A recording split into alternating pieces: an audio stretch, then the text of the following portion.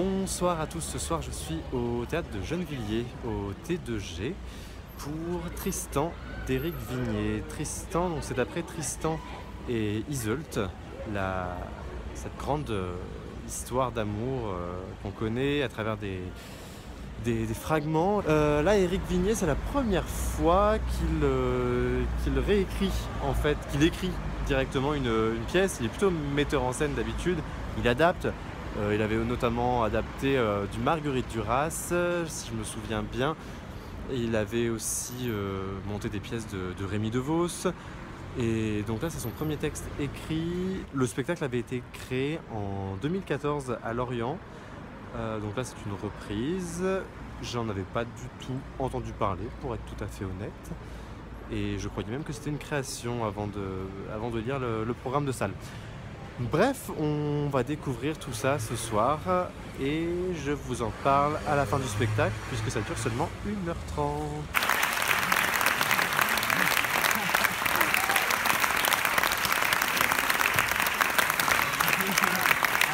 Bon, moi j'étais vraiment emballé par la note d'intention du metteur en scène. C'est même pour ça que je suis venu voir le spectacle. J'ai trouvé qu'il avait un propos hyper intéressant sur la transposition de Tristan. Et là, en fait, je suis juste hyper déçu. Y a quelques trucs positifs.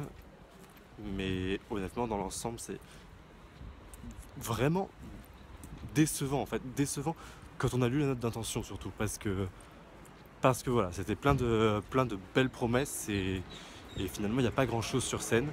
Je vais pas décliner ça tout de suite à chaud parce que je vais être vraiment négatif. Donc je préfère prendre le temps de la réflexion du métro pour mettre ça un petit peu au clair et pour faire ressortir quand même les quelques points positifs.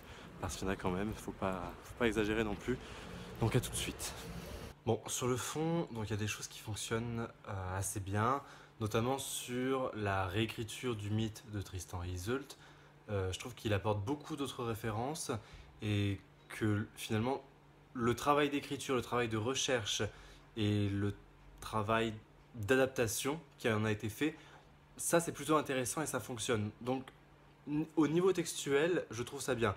Le jeu des comédiens est très bon aussi, ça y a pas de souci, et je trouve d'ailleurs qu'ils s'en sortent plutôt bien.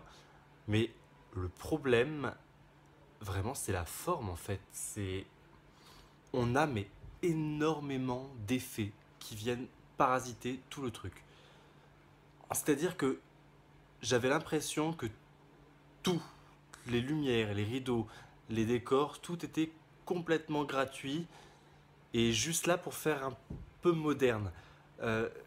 Et ce qui est embêtant parce que finalement son adaptation et son travail textuel, son travail de recherche, de matériaux dramaturgiques, tout ça c'était hyper intéressant. Exemple tout simple, à un moment il apporte la vidéo dans le spectacle, soit, pourquoi pas. Bon, déjà la vidéo n'apporte pas grand chose en plus, mais surtout c'est une vidéo qui est diffusée sur un écran de télévision qui descend depuis les cintres. Cet écran de télévision est un iPhone géant. Est-ce qu'en 2017, enfin en 2014 en tout cas pour la création de ce spectacle, est-ce qu'on a encore besoin de justifier l'utilisation de la vidéo et le fait qu'un écran apparaisse sur scène en le transformant en iPhone géant? C'est-à-dire que je ne comprends pas. Qu'est-ce que fout cet iPhone-là? Il n'y a aucune référence à l'iPhone. Encore s'il y avait une référence je sais pas, au capitalisme, la société de consommation, pourquoi pas, mais non, là c'est vide de sens. J'ai l'impression que c'est juste pour justifier l'utilisation de la vidéo. En fait, je comprends pas parce qu'il s'est vraiment auto-parasité en voulant en faire trop. Comme j'avais vu par exemple Antoine et Cléopâtre, où on était sur quelque chose d'hyper simple et uniquement un travail sur le texte, et ça fonctionnait très bien. C'est sa première écriture et elle fonctionne. Et c'est dommage qu'il ait voulu en rajouter, la rendre plus divertissante ou je sais pas. Et puis il y avait quelque chose de cheap en fait dans tous les effets qu'on voyait, c'est-à-dire que ces grands murs qui descendent avec ces grandes portes, il y a un côté monumental mais à la fois pas assumé.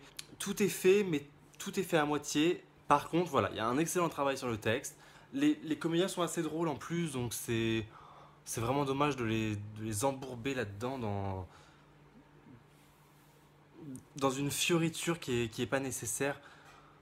Je suis vraiment hyper déçu en fait parce que vraiment sa note d'intention elle est claire, elle est limpide et je trouve que le projet enfin, il me paraissait vraiment génial et voilà. Et puis en fait on est énervé par son projet de mise en scène par-dessus son projet textuel.